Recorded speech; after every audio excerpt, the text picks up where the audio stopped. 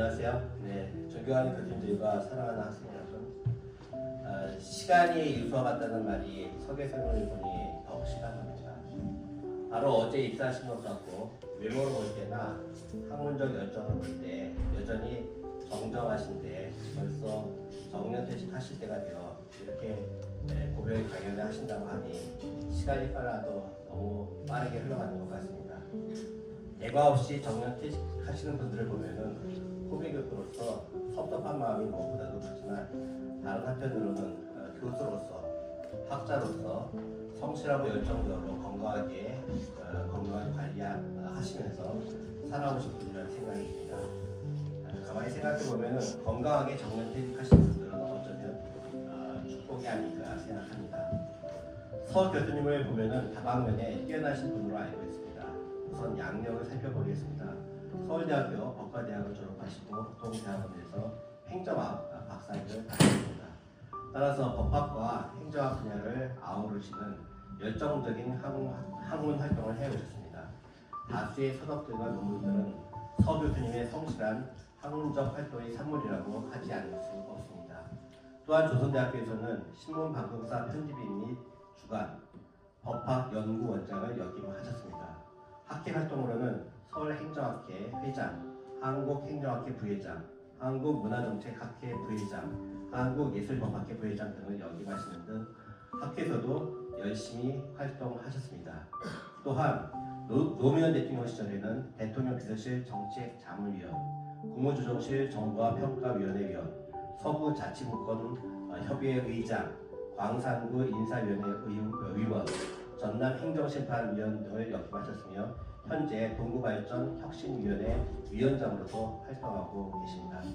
이와 같이 국가 지역발전을 위하여 다양한 활동을 하시면서 사회발전에 그리고 국가발전에 기여하신 분입니다. 특히 저서로서는 거버넌스 상황에서 갈등 관리를 위한 대체적 분쟁 해결 제도, 한국 문화 콘텐츠와 스토리텔링, 창의 한국과 문화정책, 협상론 등의 저서를 남기셨습니다. 집필하신 서적을 보면 분쟁과 갈등으로 전철되는 현대사에 있어서 서로 협상하고 조정의 중요성과 필요성에 관심이 많으셨던 것 같습니다. 이는 서 교수님이 타인과의 협상이나 조정을 통한 문제 해결, 이것이 굉장히 중요하다라고 하는 개인의 성격과도 밀접한 관련을 가지고 있는 것 같습니다. 무엇보다도 서 교수님 하면 떠오르는 이미지는 바로 이웃과 나누는 삶입니다. 화순군의 폐교를 구입하여 리모델링을 통해 새롭게 재정비하고 국내는 물론 해외에서 오신 분들을 따뜻하게 환대하시면서 한국과 남도 문화를 알리는 삶을 사신 것으로 알고 있습니다. 다도 문화를 즐기면서 너무 바쁘게 지내지 말고 타인을 배려하고 이웃과 나누는 삶을 실천하시는 모습은 후배 교수들이나 제자들에게 모범이 되는 그런 모습입니다. 또한 문화 해설사로도 왕성한 활동도 하신 것으로 알고 있습니다. 서 교수님을 보면은 그저 바라만 보는 것만으로도 힐링이 됩니다. 이제 정년퇴직의 시간입니다. 이는 새로운 제2의 삶을 살 기회가 오고 있다는 의미겠죠. 그동안 학문적으로나 삶의 일터에서 이웃과 더불어 사시는 삶을 열심히 살아오셨기에 퇴직 이후의 삶도 지금까지 삶의 연장선상에서 주변 사람들에게 선한 영향력을 끼치면서 사실 것으로 기대됩니다. 아무쪼록 퇴직 후에도 항상 건강하시고 계획하신 대로 세컨드 라이프를 살아가시기를 기원하며 서 교수님은 물론 가족 모두가 행복한 삶을 사시기를 진심으로 기원합니다. 다시 한번 서 교수님의 정년퇴직을 진심으로 축하드립니다. 감사합니다.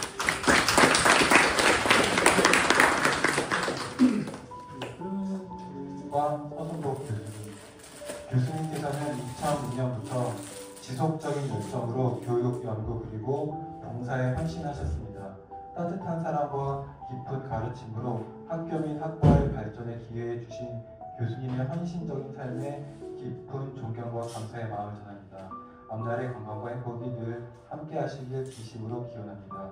2025년 5월 28일 조선대학교 법학과 공공인재법학과 교수 1동.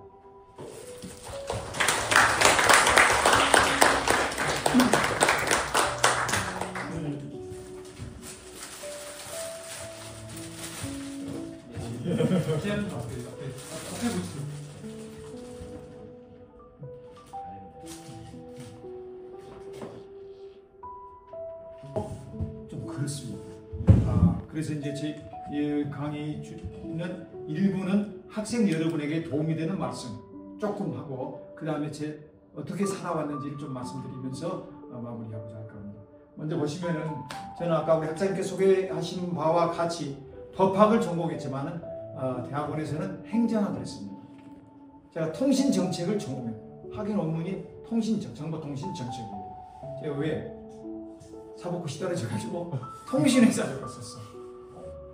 그래서 이제 지금은 이제 SK텔레콤이라고 그게 이제 한국 공기업일 때 제가 1호 연구원을 갔었어요. 근데 회사에서 저를 박사과정으로 위탁교육을 받아줬어요. 시험에 떨어졌기 때문에 저는 사실 떨어졌기 때문에 인생은 데 실패했다. 그렇게 생각했었는데 또 하나 기회로 직장에 가게 되고 직장에서 박사과정 위탁교육을 보내줬습니다. 제가 왜 이 말씀을 드리냐면은 학생 여러분에게 우리가 시험에 공무시험 봤을 때 회사 시험 봤을 때 안 될 때도 있잖아요. 근데 계속 하는 거예요. 예. 그런데 저는 이제 회사 가서 아주 좋았습니다. 농담이고 먼저 학생 여러분 도움이 되는 말씀을 조금 해보시죠. 떠나려고 하니까 마지막이라고 생각하니까 좀 더 우리 학생들에게 좀 더 열심히 준비하고 좀 열정적으로 열심히 좀 했더라면 어땠을까? 할 걸 그런 아쉬움이 많이 남습니다. 또한 이제 무엇보다도 우리 교수님 제가 좀 성격이 내성적이라가지고 교수님들하고 친하게 살갑게 이렇게 하지를 못했어요. 그래서 이제 교수님들하고 인간관계 교류 정말 친하게 이렇게 마음 터놓고 이렇게 좀 지냈더라면 그런 아쉬움이 많이 남습니다. 우리가 한문에도 있듯이 만나면은 헤어지고 헤어지면 다시 만날 것을 기약하듯이 우리 학생 여러분과 우리 교수님들과 앞으로 남은 시간 동안 교류가 있었으면 합니다. 지금은 아시다시피 광주는 이제 도시 특성이 여러 가지 특성이 있습니다. 아시아 문화 중심 도시요, 정의인권 평화 도시요, 뭐 여러 가지 말할 수 있지만은 지금은 광주는 또한 이제 AI 중심 도시로 정부에서 지정해서 지금 AI 산업을 육성시키고 있습니다. 지금 아시다시피 4차 산업혁명 시대입니다. 법학을 전공하지만은 우리는 AI 변호사가 나오잖아요. 이 제도를 아무리 똑똑해도 컴퓨터 있죠. 좋습니다. 지금 AI 변호사가 뜨는 시대입니다. 판례 정리 쫙 바로 순간적으로 되버려요. 그럴 때 어떻게 법학을 전공한 학생들이 어떻게 대비해야 되느냐. 자, 이 시대에 필요한 것은 시대의 흐름을 읽고 중요한 질문을 하고 필요할 때 그 답을 찾을 수 있는 능력이라고 TV에서 좀 나왔었어요. 그런데 이제 저 밑에 부분은 제가 썼습니다. 다니엘 핑크라는 미래학자가 새로운 미래에 온다는 책에서 이 시대에 필요한 것은 하이 컨셉이라고 말했습니다. 하이 컨셉과 하이 터치를 이야기했었는데 하이 컨셉은 뭐냐 그러면은 전혀 관계가 없는 것들 서로 연결짓고 아름다움을 창조해내는 능력이라고 말했습니다.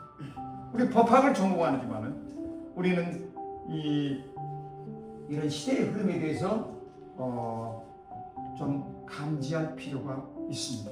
좁은 울타리에만 갇혀 살 것은 아닙니다. 그러면서 우리 젊은 청년 여러분들에게 제가 드리고 싶은 말씀은 위험을 무릅쓰고 특히 어려운 것에 도전할 수 있는 용기와 자세가 필요하지 않을까 싶습니다. 다른 사람이 어떻게 말하든지 너무 그것에 너무 신경 쓰지 말고 어려운 것, 세상에서 가장 어렵다는 것에 감히 도전해 볼 필요가 있습니다. 그리고 스스로 행동할 필요가 있습니다. 여러분 이 노래 아시죠? 떴다 비행기 날아 다 같이 좀 해줘. 날아라 날아라 높이 높이 날아라 우리 비행기로 뜨지 않았을 때는 우리가 땅에서만 기어 다닐 때는 땅에서만 걸어 다닐 때 어때요? 탁자를 볼 때도 정면만 보게 됩니다. 법학과 다니잖아요. 그러면 법학과만 생각하게 됩니다. 그러면 내가 하늘에 떠서 비행기로 있을 때는 어때요? 이 탁자를 전체적으로 초감할 수가 있습니다. 우리가 이제 직자적으로 보는 것을 웜스 뷰 그렇게 말합니다. 이거는 제가 50년 전에 대학 다닐 때 대학 1학년 때 경제학과 교수님이 말해 줬습니다. 웜스, 벌레가 기어다니면서 바로 눈앞에 코앞에 있는 것만 보는 것을 웜스 뷰라고 말했어요. 그렇지만은 이 시대, 이 50년 전에 제가 들은 말이에요. 우리에게 필요한 것은 버드, 하늘을 나는 새, 버드 있잖아, BIRD, 버스 뷰가 필요하다고 그랬어요. 이 땅이 아니라 떠서, 비행기처럼 떠서, 새처럼 날아, 새처럼 떠서 땅을, 지상을 볼 수 있는 그런 관점과 견해가 필요하다는 거예요. 비행기가 떴을 때는 세상을 내려다 볼 수 있습니다. 법학과, 학교, 도서관, 집, 이건 고등학교 때예요. 법학과도 마찬가지예요. 법학만 전공해가지고는 이 사회에서는 법학적 지식만 필요한 것이 아니다는 것입니다. 여러분 회사 가고 공무원 됐을 때요, 법조에 관련된 일만 시키는가요? 그렇지 않습니다. 사회에서 필요한 일, 조직에서 원하는 일을 우리가 역량 있게 감당할 줄 알아야 되는 것입니다. 그래서는 우리가 어떤 자질과 역량을 갖춰야 하느냐, 거기에 대해서 비행기처럼 떠서 볼 줄 아는 그런 퍼스펙티브. 그래서 다보스 포럼에서 나온 이야기입니다. 미래 인재가 필요 갖춰야 할 능력으로서는 이 문제 해결 능력, 비판적 사고, 타인과 조정 협상, 그다음에 감성 기능, 그다음에 유연한 자세, 협상 능력과 그다음에 창의력, 의사결정 능력, 이게 필요하다고 했습니다. 예. 법학은 창의성을 질식시키는 것입니다. 어떻게 보면. 그렇기 때문에 법학을 전공하시지만은 여러분들, 우리들은 법학을 전공하는 여러분들은 다른 사회, 이 시대를 이끌어갈 여러분들로서 이런 것들을 우리가 한 번쯤은 염두에 둘 필요가 있지 않을까 싶습니다. 그래서 이건 좀 오래전 이야기인데, 빅뱅이라고 그 아이돌 그렇죠. 1세대 빅뱅이 있었어요. 빅뱅에 보세요. 친구들이 책도 이렇게 내는데, 이거는 이제 기획사에서 일부러 이들을 띄우려고 이렇게 책도 낸 거예요. 근데 얘들이 하는 말이 이런 게 있어요. 긍정의 내선을 납치동이자 운동력이다. 될 수 있는 가장 크고 높은 꿈을 가져라. 간절한 소망을 위해 두려움에 맞서는 것, 바로 용기다. 비행기가 뜰 때 있잖아요. 비행기가 뜰 때 어때요? 속도를 엄청 해가지고 공기의 저항을, 여기움의 공기의 저항을 이용해서 하늘에 오르잖아요. 그렇죠? 그렇기 때문에 저항을 이겨내야지 비행기가 이륙할 수가 있습니다. 그래서 여러분 주위에 부딪히는, 내 삶에 부딪히는 도전과 두려움, 이거에 대해서 봤어야 돼요. 봤어야 돼요. 그래야지 여러분의 인생이 더 나아지지 않을까 싶습니다. 저는 이 말씀을 드리고 싶어요. 제가 20년 전 더 됐을 겁니다. 제가 국제학회를 한다고 비행기를 탔었습니다. 근데 이제 그 옆에 탄 사람이 KBS PD 출신이었어요. 그 양반이 저에게 이런 말을 해줬습니다. 소동파 선생이 한 말이라면서, 예. 거기에 뭐냐면은, 중학생하고 고등학생 두 애랑 같이 어떻게 그 비행기에 타게 됐어요. 그러면서 부모가 없이 그런 애들을 보고 그분이 해주는 말이에요. 와, 또 저놈들 보통 이제 중고등학생이면은 부모의 보살핌이 필요하잖아요. 이 둥지에 갇혀서 캥거루족도 있는데, 그런데 젊은 애들을 그 부모는 해외여행을 딱 보냈어요. 그걸 보면서 이분이 해주는 말이, 소동파 선생이 이런 말을 했다. 한술의 분량의 책을 읽고 그 다음에 천리 또는 만리의 길을 가라. 그러니까 대학생활에서 꼭 여러분에게 해드리고 싶은 말씀은 책을 많이 그 다음에 여행, 혼자가 됐든 둘이 됐든 여행을 많이 해봐야 돼요. 그래야지 세상의 경험을 할 수가 있어요. 거기서 새로운 인연을 만날 수 있고 새로운 인생에 대해서 깊은 통찰을 할 수가 있는 것 같습니다. 이제 제 이야기 조금 할게요. 등등이 있어요. 자, 근데 저는 이제 교수가 쓴 논문인데, 그 논문에 제가 좀 원래는 통신 정책이 전공이었어요. 그렇지만 이 시대의 흐름을 보니까 문화가 될 것 같아. 그래서 제가 20년 전에 제 스스로 전공을 제 스스로 바꿨습니다. 그럼 문화행정, 문화정책으로 바꿨어요. 그리고 이쪽에다 있다고 이렇게.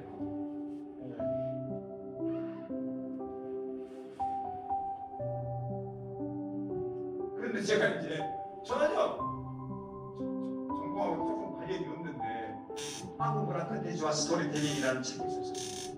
근데 법대에 있는 친구가 전혀 뚱딴지 같이 문화 콘텐츠와 스토리텔링 이렇게 책을 썼잖아요.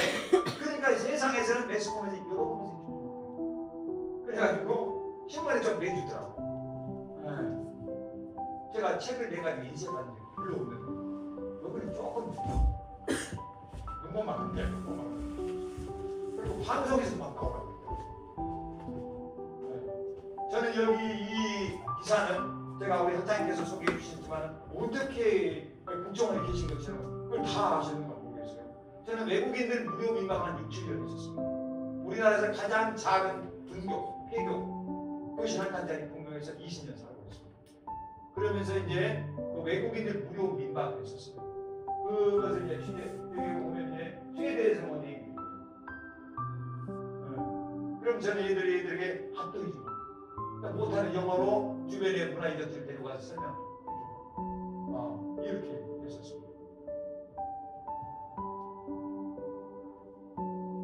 그리고 이제 우리 학교에 처음 오자마자 와서 제가 이제 그때 행정 부회장을 하면서 우리 학교에서 세미나를 했습니다. 학교에서 보여주고 학교 운영할 때 제가 이제 좀 이제 지원을 받아가지고 융목학 문화를 주제로 해서 다양한 문화사회학회, 문화경제학회, 문화정책학회, 문화지역학회 뭐 이렇게 문화법학회 뭐 이렇게 모여서 연구원 하면서 제가 분쟁 해결에 관심이 있어가지고 공공문화관다 이분을 모셔서 같이 있습니다. 그래서 제가 여러분이 세상을 살아가실 때 비행기 옆자리에 탄 사람, 기차 옆자리에 탄 사람 사소한 인연인 것 같지만 이것을 소중하게 할 필요가 있는 것.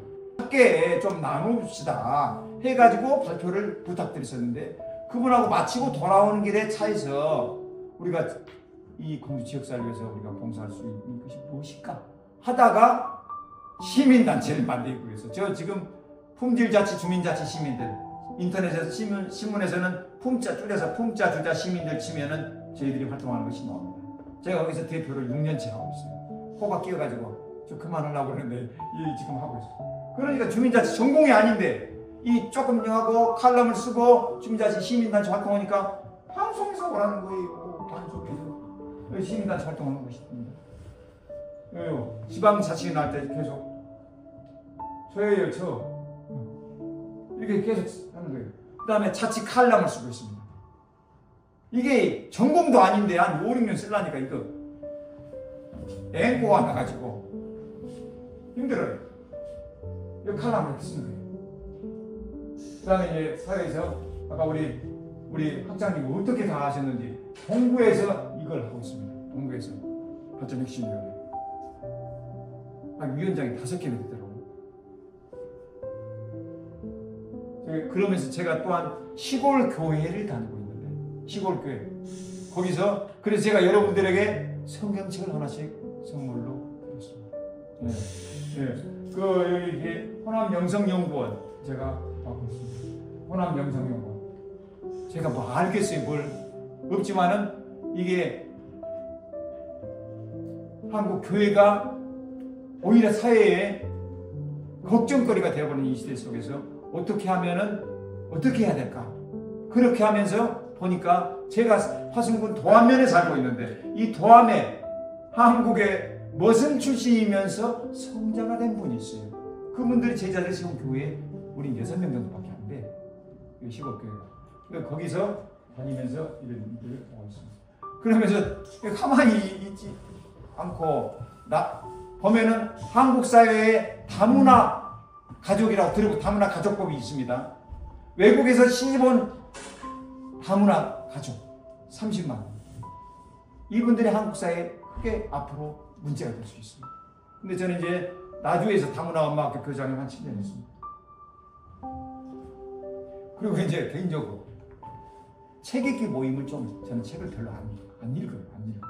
근데 한 30년 정도 된 그 책 읽기 모임이 있습니다. 3번째 월요일날 만나서 이름이 세월이에요. 세월. 그리고 이제 제가 노래하는 거 조금 좋아해요. 그래야 어떻게 인연이 돼가지고 노래하는 사람들끼리 아니 몇 사람끼리 이제 이렇게 모여갖고 요리 갔다가 저리 불려가고 저리 가고 또 치매 노인들 계신 거기 가서도 뭐 노래 못하지만 이렇게 저희 대학 동기들이에요. 그러면서 이제 여기는 이제 잘 보세요. 커피 마시죠. 커피라는 말이 어느 나라에서 제일 먼저 출발했는지 아세요 혹시? 에티오피아.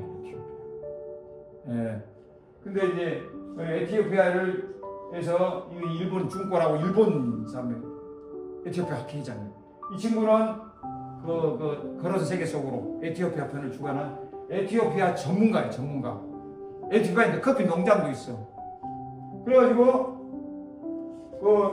여러분들이 이제 에티오피아의 삶을 그림으로 그린 걸 전시할 때 조금 도왔어요. 저는 이제 종교의 경계를 넘어서 스님이 여기는 이제 우리 동네 옆에 있는 한 춘향면에 있는 베네딕토 수도원이에요. 저는 개신교잖아요. 이게 해년마다 세계 종교기관을 돌아다니면서 마지막은 여기 수도원에서 미사를 드렸어요.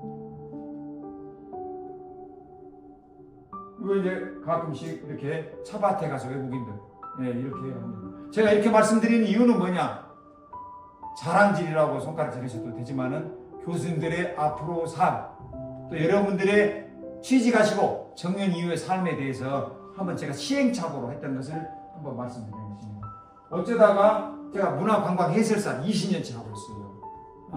그런데 어쩌다가 미국 대사아니 아따 사람 피곤하게 막 보안을 엄청 신경 쓰더라고요.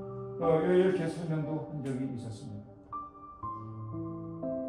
무엇보다도 제 수업 때 학생들하고 같이 아시아 문화 전당을 했던 것이 생각납니다. 저는 이제 차를 마시면서 사람들하고 종종 교류를 합니다. 박남준 시인, 제가 우리 학교에 와서 특강도 한번 하시게 했었는데 이 박남준 시인 집에서 이렇게 매화가 필 때 차회를 당해서 매화차이라고 그래요. 국화꽃이 피면 국화꽃 필 때 국화차. 뭐 이런 식으로 차를 마시면서 사는 삶. 근데 현대 음료의 주류가 커피가 99%잖아요. 근데 차를 마시면서 사는 삶. 혼자 있을 때 차를 마셔도 좋고, 둘이 차를 마시면서 이야기하는 것은 더 좋고, 셋이 넷이 함께 차를 마셔도 좋고, 일단 몸에 좋아요. 이렇게 이제 차를 마시면서 우리 학생 여러분이나 교수님들도 다 차를 아시겠지만은 차를 마시는 것이 좋더라고요. 그래서 이상으로 그러면서 저는 이제 제가 외국인들 무료 민박을 할 때 이렇게 이제 외국 애들이 와요. 그러면 여기 제가 살던 폐교예요. 이걸 조금 리모델링 해가지고 이런 식으로 찻집을 만들었습니다. 그래가지고 여러분들이 오시면 한 잔 대접하겠습니다. 이상으로 마치겠습니다.